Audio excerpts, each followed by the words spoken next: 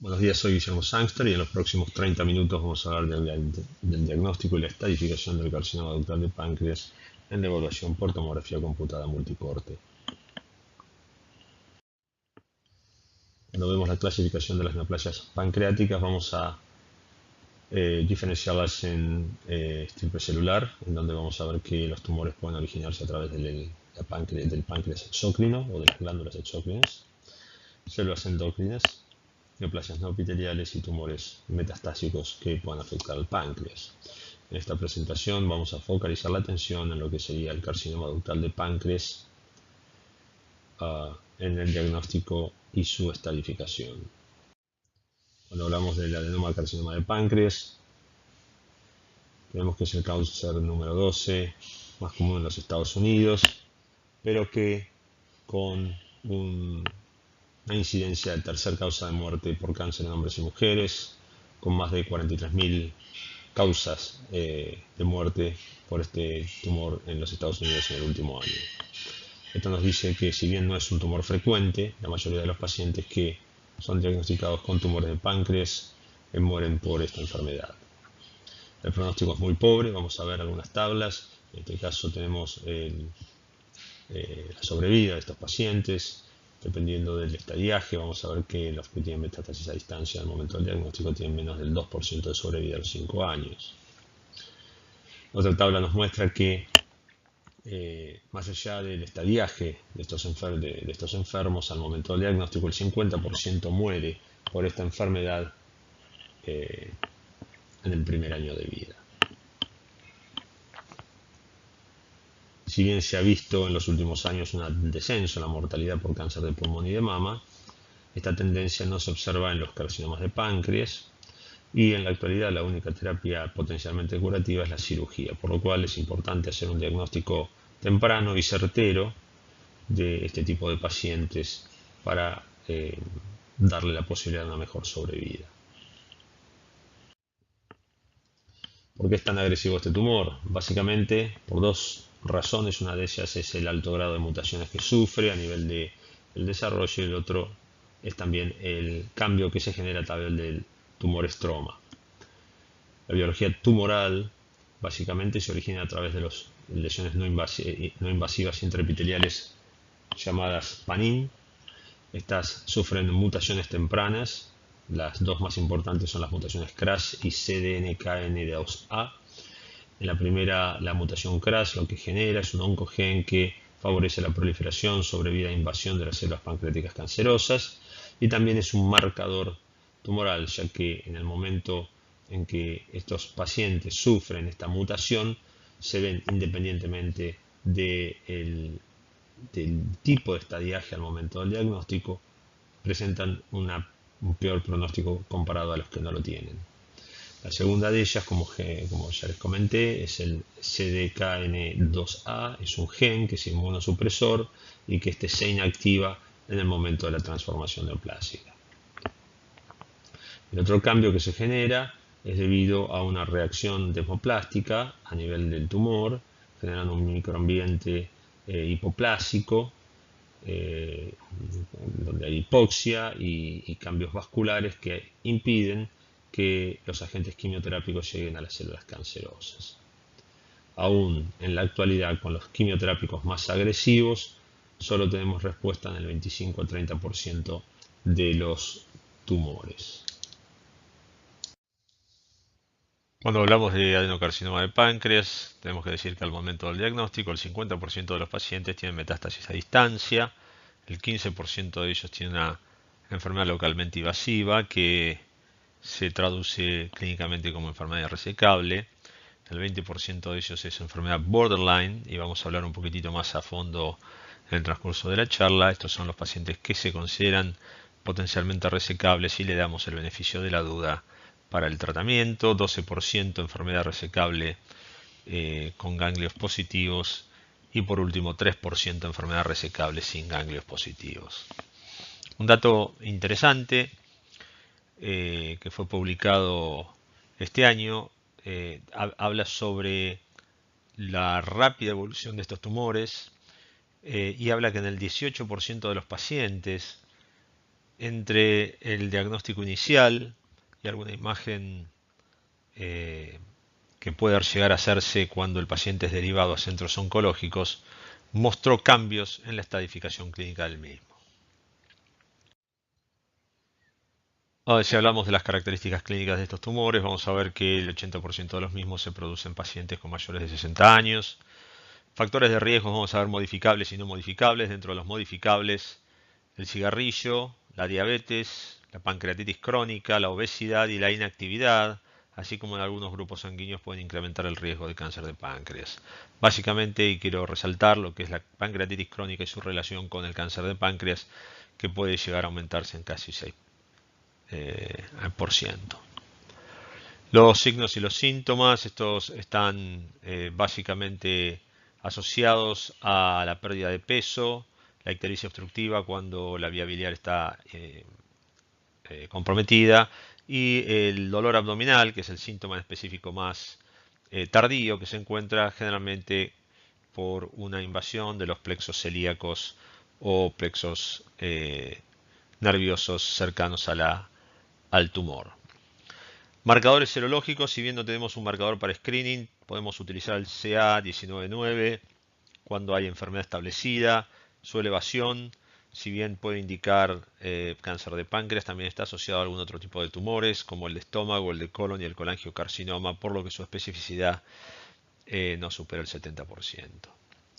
Otro dato útil en este caso es que la utilidad de este marcador tumoral para el seguimiento de pacientes con tratamiento es algo que puede generar algún tipo de utilidad.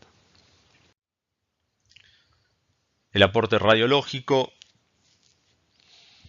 el screening radiológico está pobremente validado. Tenemos que tener en cuenta que el 90% de los cánceres son esporádicos y solamente el 10% de ellos tiene asociado factores sindrómicos o antecedentes familiares, por lo que hay muy poco consenso acerca de cómo utilizar estos protocolos de screening.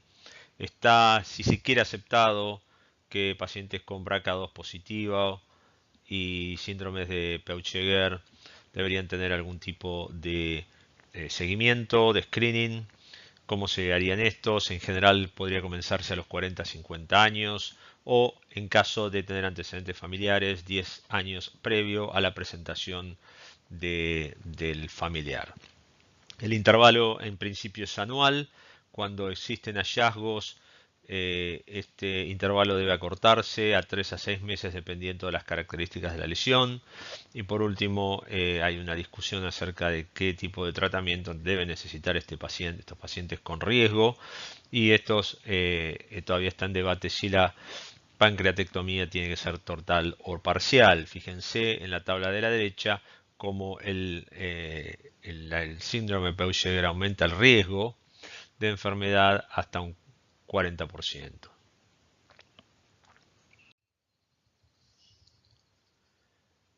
Por lo tanto, dicho esto, nuestro aporte en el screening no es importante o no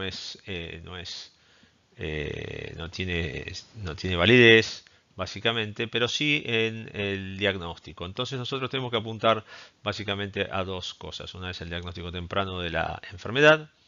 Esto es obvio, se puede aplicar a cualquier tipo de tumor, pero se ha mostrado especial interés en la sobrevida de pacientes con tumores menores a 2 centímetros, en donde estos pacientes con tumores menores a 2 centímetros tuvieron una mejor sobrevida que los de mayores a 2 centímetros. Y por último es la estadificación certera, porque básicamente una cirugía que se haga con márgenes positivos no genera ningún beneficio en la sobrevida. Es importante generar una línea de corte entre lo que es resecable e irresecable. A veces no es tan fácil, pero es parte de nuestro objetivo. Y por último, los reportes estandarizados generan algún tipo de certeza y de un léxico que puede compartirse entre radiólogos y no radiólogos para un mejor entendimiento de los hallazgos y para estandarizar los manejos posteriores al diagnóstico. ¿Cómo hacemos los parámetros técnicos? Es obviamente un estudio multifásico. Algunos pueden decirse que hacen de 3 fases, otros de 4 fases. La fase de precontraste siempre es útil para la evaluación de las lesiones como realzan y de alguna característica intralesional como pueden ser calcificaciones. La fase pancreática es esencial y es en donde el páncreas presenta el mayor realce y como la lesión que estamos comentando es generalmente hipovascular, vamos a tener una mayor diferenciación entre el tumor y parénquima normal, ¿no? También es importante para la evaluación de estructuras arteriales vasculares y ver cómo el tumor se relaciona con ellas. La fase pancreática es una fase que debería hacerse a los 35 segundos luego de la inyección del contraste endovenoso. La fase venosa es muy útil para la detección de metástasis a distancia, la identificación de ganglios y obviamente el compromiso vascular venoso. El contraste oral en nuestra institución lo hacemos con un contraste neutro. Contraste neutro puede ser tanto agua como diferentes tipos de productos, como uno de ellos es el volumen. El volumen es un producto en donde hay una combinación de sorbitol con bario al 0,1%. Esto genera una imagen similar a lo que sería el agua y tiene la ventaja cuando lo comparamos con el agua de que esta sustancia no se absorbe y las reconstrucciones que generamos son libres de artefactos a nivel de la pared gástrica o duodenal. Esto es un poco para mostrar las 3 fases que teníamos en cuestión. La fase arterial temprana a los 20 segundos, la imagen a los 35 segundos, que es la fase pancreática, y por último la fase venosa. Fíjense cómo el tumor tiene un realce, o en realidad el parénquima pancreático tiene un realce, dejando el tumor de alguna manera hipodenso con respecto al tejido circundante, como en este caso. Algunas otras características del tumor: en el 80% son lesiones focales que se localizan en la cabeza, de aspecto infiltrativa, sin una cápsula y con una marcada reacción desmoplástica, como hablábamos previamente, en donde podemos ver como en esta imagen el tumor es el sector en el espécimen que tenemos, es el área mayor fibrosis de tipo amarillento. El páncreas normal es el tejido más rosado que lo rodea y la reacción demosplástica de alguna manera es la que se encuentra en la interfase y en donde tiene una mezcla de estas dos primeras estructuras. En el 20% de los casos existe un compromiso difuso de la glándula pancreática con características similares a las previamente mencionadas. Cuando hacemos estudios por tomografía computada, si no tenemos contraste endovenoso, vamos a ver un agrandamiento no específico de la glándula, no muy útil, con lo cual es importante que el estudio siga con imágenes de contraste. Cuando se le aplica el contraste, vamos a ver esta imagen hipodensa como ya mencionamos, y en un 11% de los casos el tumor se presenta en forma isodenso, o sea que con la misma densidad que el parénquima circundante, y en general se sospecha este tumor por signos indirectos, llámese signo del doble ducto, signo del ducto interrumpido o atrofia a nivel del parénquima distal. Estas son imágenes de la pieza quirúrgica y la histología, y lo que se muestra en el recuadro es el ducto pancreático, como el tumor invade la luz ductal y genera una obstrucción a nivel del mismo, que es la causa de esta dilatación distal del ducto. Dos palabras acerca del proceso uncinado. Cuando el tumor se presenta en el proceso uncinado, generalmente el pronóstico es peor que si lo hace a nivel de la cabeza de páncreas. Esto por dos razones. Una es porque el tumor en general no produce esta obstrucción biliar o ductal pancreática, por lo que los síntomas cuando aparecen ya son tardíos y la masa es una masa de tamaño considerable. Y la otra es que al estar localizado por debajo de la cabeza del páncreas, la relación con la vena cava superior y con la vena y arteria mesentérica superior es más íntima esta relación, por lo que la invasión es más temprana. Cuando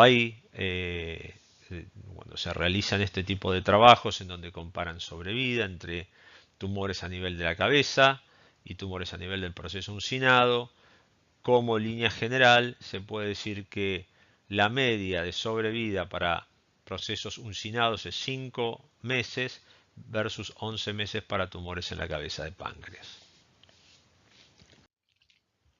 Vamos a ver unos ejemplos. Vamos a ver cómo tenemos la atrofia distal del parénquima pancreático y la dilatación ductal, como vemos en esta imagen, y en ambos casos, si bien no estamos viendo el páncreas proximal, tenemos que sospechar que en el páncreas proximal estamos en presencia de alguna alteración, pancreática o extrapancreática, pero hay algo que está generando este tipo de anormalidad distal. Acá tenemos una imagen ya a nivel de la cabeza de páncreas y claramente lo que estamos viendo es un tumor que afecta a la cabeza del páncreas y que, como dijimos anteriormente, tiene todas las características de hipovascularidad, márgenes pobremente definidos, reacción desmoplástica. Esto es típico para un adenocarcinoma pancreático. El signo del ducto interrumpido, muchas veces vamos a ver cómo el ducto pancreático presenta áreas de dilatación, a veces segmentaria, y cuando en este caso se ocurre aún en ausencia de una atrofia parenquimatosa, tenemos que buscar la lesión primaria, como es en la parte inferior, en este caso, en donde tenemos una imagen ovoidea que contacta la vena esplénica, que no genera mayores alteraciones en su alrededor, es pequeña, es tal vez menor a 2 centímetros, y esto es lo que cuando tenemos este tipo de tumor, esto es lo que tenemos que reportar. Si hablamos de la estadificación de este tipo de tumores, hubo una revisión en el año 2017 que se hizo efectiva a principios de este año, en donde hubo cambios en el TNM, especialmente en el T, en donde el T1 ahora se diferencia entre 1A, B y C, y esto es básicamente para mejorar la certeza de los estudios y cuál es el pronóstico de estos pacientes dependiendo de si tiene menos de 5 milímetros, más de 5 milímetros y hasta 1 centímetro y entre 1 y 2 centímetros. También hubo una modificación en el T3, en donde ahora se considera T3 a tumores que son mayores a 4 centímetros en una dimensión más grande, y también se sumó que en el pasado era solamente N0 y N1, ahora tenemos N1 y N2 dependiendo de la cantidad de ganglios regionales que están afectados, ¿no? No estamos hablando de los ganglios peripancreáticos que se resecan en bloque, sino de los ganglios regionales, llamémosle paraórticos, llamémosle a través del tronco celíaco. N1 correspondería hasta 3 nódulos, hasta 3 ganglios linfáticos, y N2 más de 3 ganglios linfáticos. Cuando tenemos esta revisión vamos a ver que un estadio 1A y 1B son enfermedades resecables que básicamente en el TNN corresponden al T1 y T2 sin ganglios. El 2A y el 2B son los que consideramos borderline, en donde la resecabilidad de este tumor no puede estar definida a través de las imágenes exactamente y se le da el beneficio de la duda. Son pacientes con estadio T3 sin ganglios y de T1 a T3 con ganglios. Estadio 4, estadio resecable, en donde el tumor está en un estadio T4 y tiene un compromiso de la vena mesentérica, perdón, de la arteria mesentérica superior o del tronco celíaco. Y el estadio 4, también irresecable, son pacientes que se presentan con metástasis a distancia. ¿Cuáles son los criterios de irresecabilidad? Tenemos 4 grandes grupos. Vamos a ver el compromiso vascular, vamos a ver el compromiso ganglionar, vamos a ver la metástasis a distancia y la invasión de órganos adyacentes. Como esto, la cirugía que se produce cuando tenemos un tumor proximal es una cirugía de Whipple. El duodeno se reseca en bloque, con lo cual no es un criterio de irresecabilidad, pero sí tenemos que tener en cuenta la invasión directa del estómago y del colon. Vamos a empezar por el compromiso vascular. Si el compromiso es arterial, básicamente, si evaluamos el tronco celíaco, la invasión de la arteria hepática, genera un estadio de irresecabilidad. La arteria gastroduodenal y las esplénicas pueden ser resecables en ciertas circunstancias, y este criterio puede cambiar de institución en institución y de cirujano en cirujano. Con lo cual, si ustedes van y ven diferentes publicaciones, van a ver que esto puede ser variable.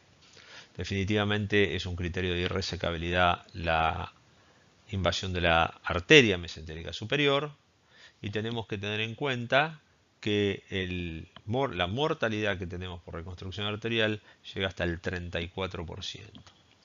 Si hablamos de un criterio venoso, va a ser muy variable de institución en institución, pero está aceptado que un compromiso de segmentos largos o la trombosis de la porta o de la vena mesentérica superior son usualmente criterios de contraindicación para la cirugía. La mortalidad por resección venosa es significativamente menor a lo que es la arterial, llegando al 2.7%. ¿Cómo evaluamos un compromiso vascular? Básicamente, tenemos que utilizar una terminología estandarizada. En el primer caso vamos a ver que el contacto es del menos del 180 grados, como en este caso. Vamos a ver contacto menor a 180 grados. Lo que sí se podría traducir como solamente un contacto. El segundo ejemplo es lo que se conoce como deformidad del vaso, en donde hay menos de 180 grados, pero el margen vascular está anormal. En el tercer caso vamos a ver lo que se conoce como envolvimiento, cuando el contacto supera los 180 grados. Y por último, la oclusión luminal, como en este caso, en donde la luz del vaso se encuentra invadida por el tumor en cuestión. Vamos a ver un ejemplo. Esto es un ejemplo de deformidad de la pared. Fíjense las diferentes reconstrucciones multiplanares. En el caso de la reconstrucción izquierda, vamos a ver una imagen hipodensa que contacta la estructura vascular. La imagen sagital nos ayuda mucho a determinar que hay menos de 180 grados de compromiso, pero que sí hay una deformidad por compresión y desplazamiento de la pared vascular por el tumor.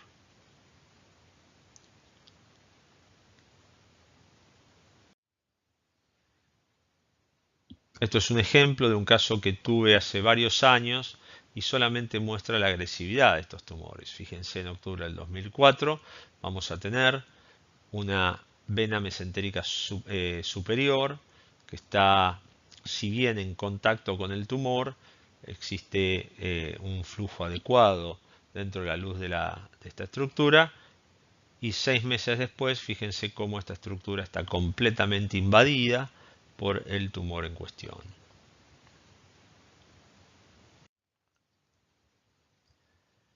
Cuando revemos el concepto de enfermedad resecable borderline, tenemos que tener en cuenta una serie de cosas, y estos son conceptos del Colegio Americano de Radiología del año pasado. El criterio más utilizado para definir el cáncer resecable borderline es la evidencia radiológica de una interfase entre el tumor y la vena mesentérica superior menor a 180 grados. Este es un concepto para recordar. Sin embargo, como dijimos previamente, para el caso de lo que sería la vena mesentérica superior, no la arteria, y la vena portal, el consenso no es tan aceptado. Con lo cual, dependiendo quién esté evaluando este tipo de pacientes, puede generar algún tipo de pronóstico y terapéutica diferente.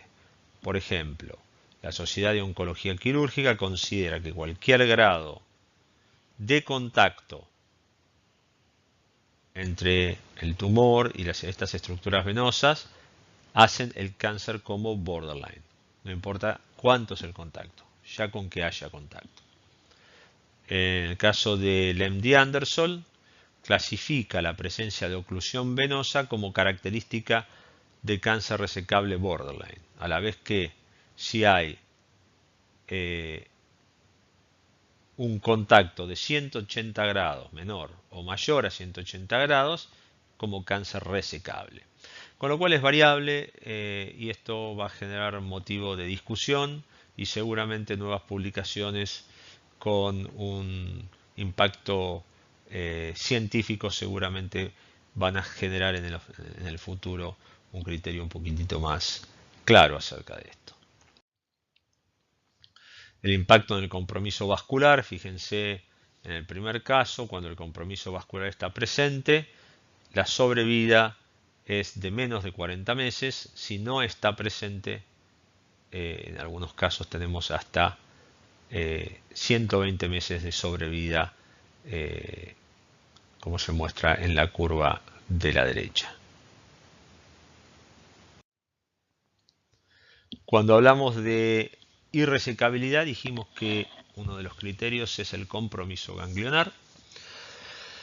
Y esta certeza está limitada tenemos una certeza limitada en la estadificación ganglionar. Esto estamos hablando de los métodos de cross-sectional, ¿no? O sea, tomografía o resonancia. Porque básicamente lo que evaluamos es la morfología, es decir, si el tumor o si este ganglio tiene un tamaño mayor a 1 centímetro en el eje corto. Y listo, esto es lo que se evalúa. El problema es que nosotros podemos tener ganglios aumentados de tamaño, que sean solamente reactivos, y podemos tener ganglios con tamaño normal que alberguen micrometástasis. Con lo cual, el valor es discutido. Hay diferentes trabajos, fíjense, uno de ellos es publicado en el 2013 en la revista Páncreas, en donde dice que la tomografía computada tiene una certeza para la detección nodular de ganglios de 59% de sensibilidad y 55% de especificidad. Otra publicación habla de que la resonancia puede tener una certeza que vaya del 61 al 77%, ¿no? Un concepto para recordar: ganglios peripancreáticos positivos no constituye criterio de irresecabilidad. Y la otra es que es esencial identificar ganglios más allá de los márgenes de resección, como ya dijimos, ganglios a nivel del sistema portal, ganglios celíacos o paraórticos retroperitoneales. Vamos a ver un poquito los ejemplos que nosotros tenemos a la derecha, en donde vamos a ver la masa tumoral con algunos ganglios que se ven resaltados por la flecha verde, en donde son ganglios peripancreáticos, y la resección en este caso es en bloque y es posible, pero lo que no necesitamos, lo que en realidad tenemos que saber, que los ganglios que están en la imagen inferior son los que se consideran ganglios que no se resecan con en bloque con el páncreas y el duodeno. Para metástasis, dijimos que al momento del diagnóstico 50% de estos pacientes tienen metástasis a nivel, generalmente a nivel abdominal. Los lugares para metástasis más frecuentes son el hígado y la superficie peritoneal, generando una carcinomatosis peritoneal. Existen diferentes papers hablando sobre qué es mejor, si es la tomografía o la resonancia es un poco mejor para la estadificación de estos pacientes. Y lo cierto es que no existen diferenciación, no existe una diferencia clínicamente significativa entre estos dos métodos. Tal vez un poquitito mejor podría ser la resonancia que la tomografía.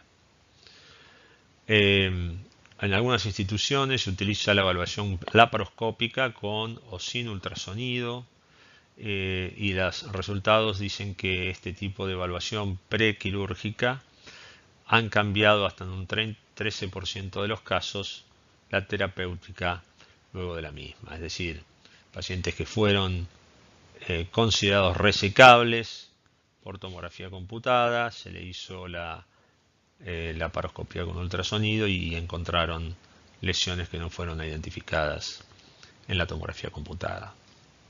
Fíjense la imagen de la derecha, ahí tenemos una metástasis a nivel de la superficie hepática, que muchas veces es difícil de identificar en los estudios de tomografía computada.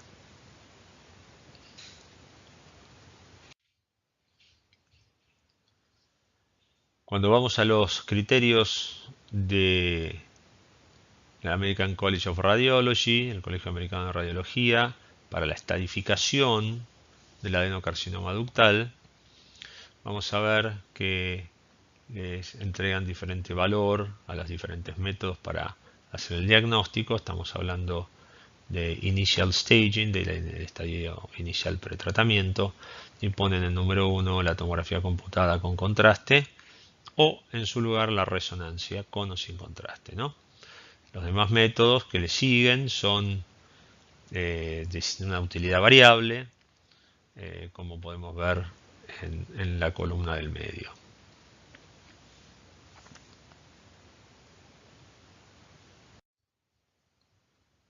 Este es otro trabajo en donde se evalúa el valor preoperatorio entre la tomografía computada multicorte con 64 detectores y la resonancia magnética de 3 Tesla. Y básicamente la conclusión de esto es que ambos estudios, ambas modalidades, tienen una eficacia similar para la detección y estadificación del cáncer de páncreas. Si nos identificamos en cada una de estas características, dependiendo qué es lo que se esté evaluando, uno puede tener un poquito mejor número que el otro. Por ejemplo, la resecabilidad para la resonancia tiene una sensibilidad un poquito más alta que la tomografía computada, pero para la infiltración vascular, por ejemplo, la tomografía computada tiene un poquito mejor valor que la resonancia para el compromiso vascular.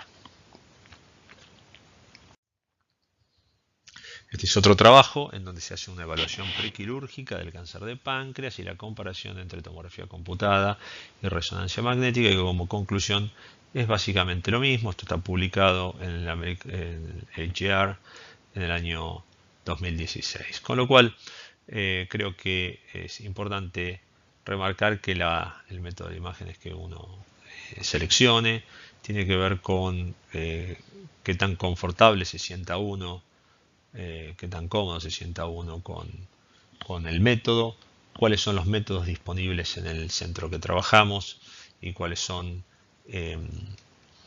las características de estos escáneres, si son alguno más moderno que otro o que tenga alguna herramienta que pueda hacer que uno no genere mejor conclusión que otro. Este es el mismo estudio en donde comparan la invasión vascular la metástasis de los ganglios y la resecabilidad tumoral. Y vamos a ver que diferentes interobservadores, esto es entre tomografía y resonancia, y van a ver que la certeza para la invasión vascular es similar en ambos reviewers.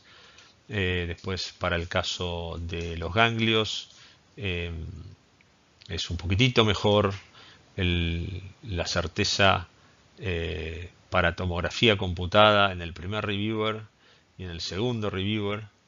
Y para resecabilidad tumoral, la certeza es un poquitito mejor para la tomografía computada en el primer reviewer, pero no muestra cambios significativos en el segundo reviewer. Hablamos básicamente de la tomografía computada. Vamos a desarrollar un poquito cuáles son las indicaciones para los otros métodos de diagnóstico. Para resonancia magnética vamos a decir como conclusión que tiene una certeza similar para la identificación del tumor primario. ¿Cuáles serían las potenciales indicaciones? Uno de ellos es el agrandamiento de la cabeza pancreática sin una masa definida en tomografía computada, ese 11% que les mencionaba previamente. Hay veces que las secuencias con difusión o las secuencias LAVA con contraste endovenoso pueden generar esta diferenciación entre tumor y glándula y de esta manera identificar el tumor. La caracterización de las metástasis hepáticas y peritoneales, dijimos que podría tener un poquito mejor valor la resonancia que la tomografía, con lo cual en casos específicos definitivamente podríamos considerarlo como un método de evaluación. Y por último, obviamente que la evaluación de los pacientes con alergia al yodo, que no podríamos inyectarles contraste, y pacientes con falla renal. Esto es una discusión que ya ha cambiado, es un paradigma que ha cambiado en los últimos años. Antes del 2007 se usaba el gadolinio sin ningún tipo de reparo. Hoy por hoy, con el advenimiento de la fibrosis sistémica nefrogénica, hay que pensarlo.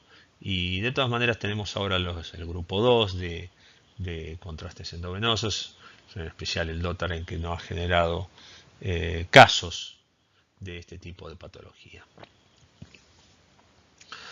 Para los estudios de tomografía con PET pueden utilizarse en casos equívocos, tomografía computada, cuando la tomografía computada no genera ninguna conclusión y hay una alta sospecha de cáncer de páncreas. Obviamente tenemos que evitar realizar la tomografía con PET en pacientes con pancreatitis aguda. Esto es porque obviamente va a ser positivo y va a ser un falso positivo. La detección de metástasis a distancia puede también ser útil en estudios de PET-CT. Y podemos también utilizarlo cuando estamos evaluando el grado de malignidad tumoral, en donde el grado de absorción puede utilizarse como indicador pronóstico. El ultrasonido endoscópico es un método que ha ganado mucho terreno en los últimos años, que es operador dependiente y que en no todos los lugares está disponible, pero que tiene una muy buena utilidad en ciertas circunstancias, sobre todo cuando no pueden evaluarse alteraciones o identificarse alteraciones con tomografía de resonancia.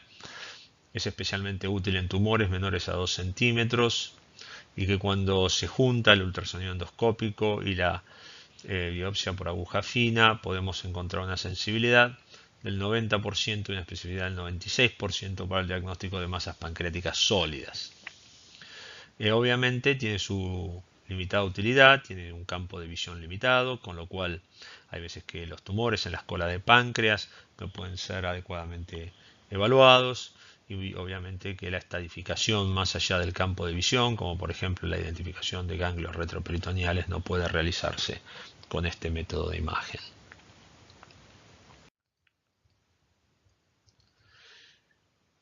Una vez que el paciente tiene su diagnóstico y tratamiento, ¿cómo se hace el seguimiento de esto?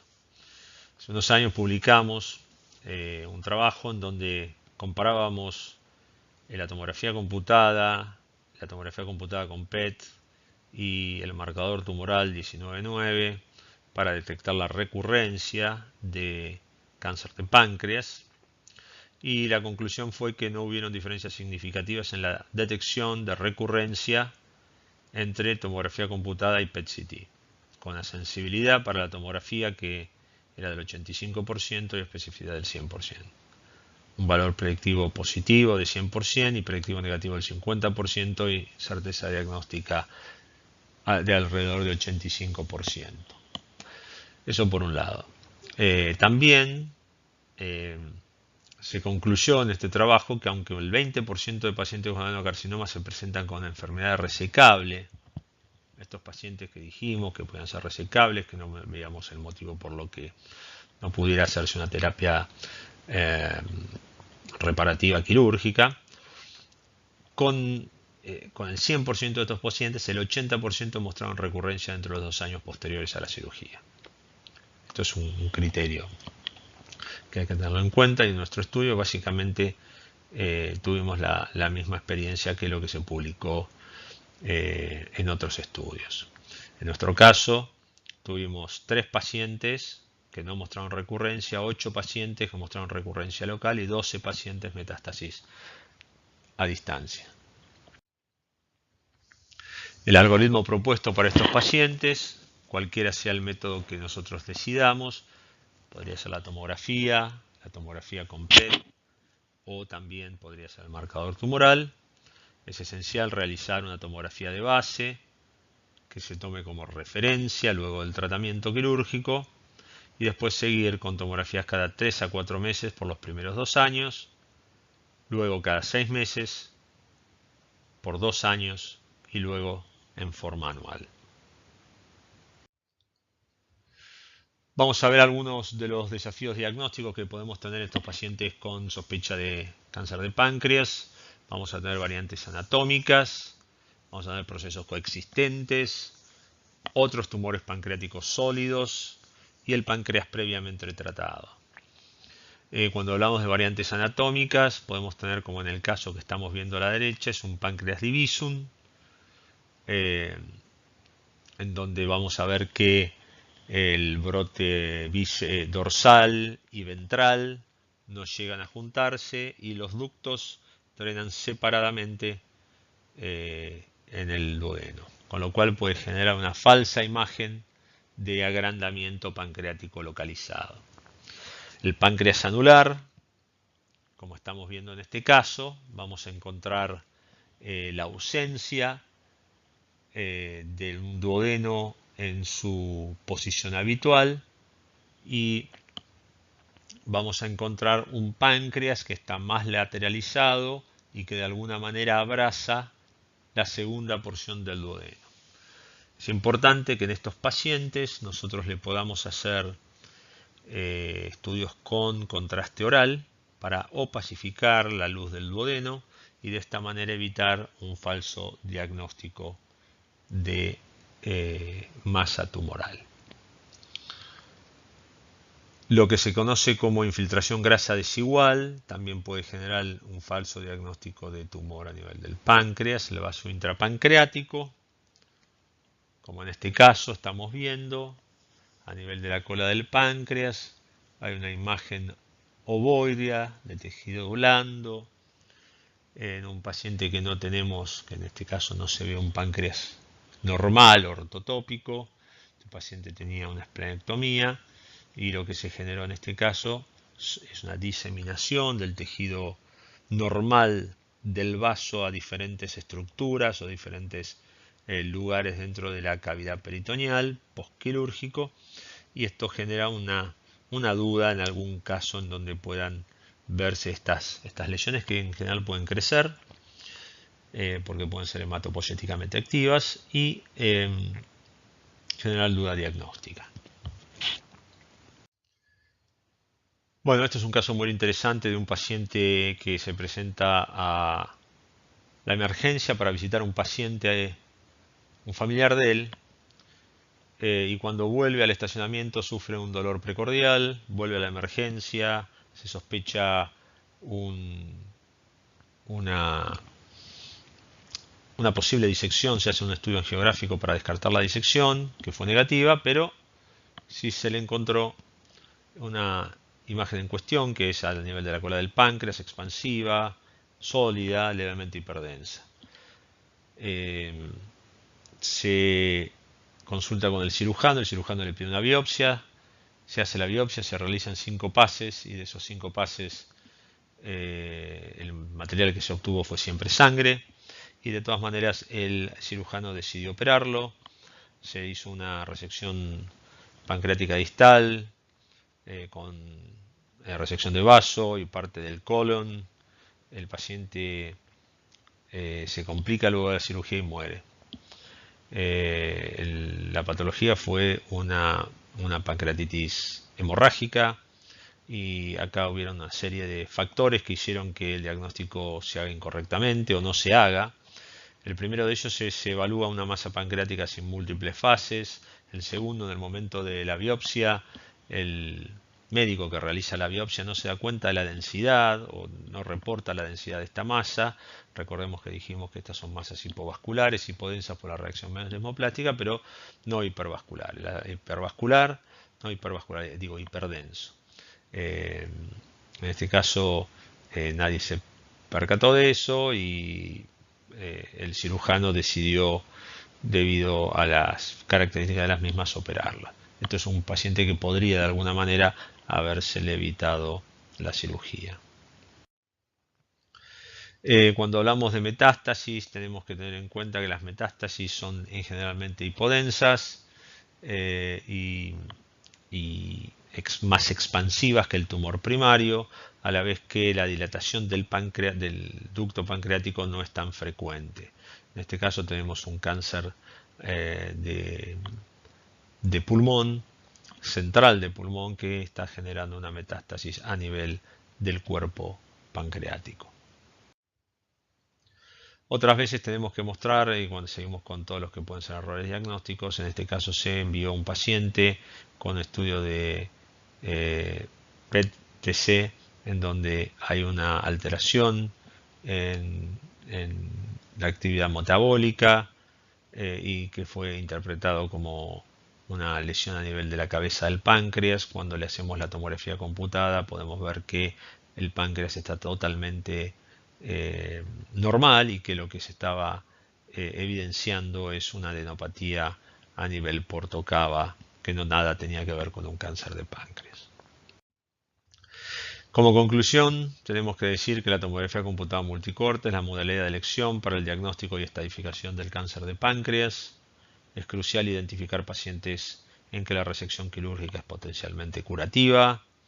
Es difícil el diagnóstico en tumores pequeños e isodensos y en estos casos tenemos que considerar algunas alternativas diagnósticas como puede ser el ultrasonido endoscópico o la resonancia magnética, y que la detección es limitada para la tomografía y también para la resonancia cuando tenemos micrometástasis hepáticas y del peritoneo. La resonancia es un poquitito mejor que la tomografía en cuanto a la certeza diagnóstica y que el uso de reportes estructurados, que es algo que ya se viene hablando y implementando en los últimos años, sirve para tener un léxico en común entre lo que es el radiólogo y el médico tratante. Desde ya muchas gracias y ha sido un placer haber podido compartir con todos ustedes mi experiencia.